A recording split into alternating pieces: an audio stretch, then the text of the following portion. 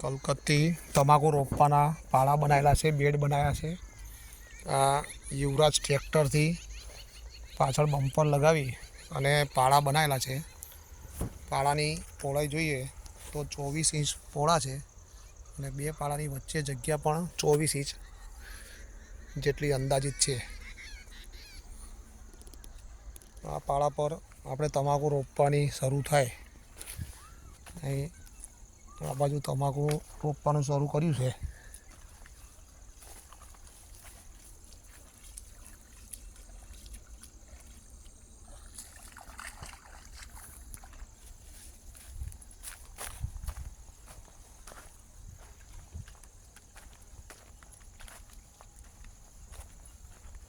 જો આ તમાકુ રોપેલી છે,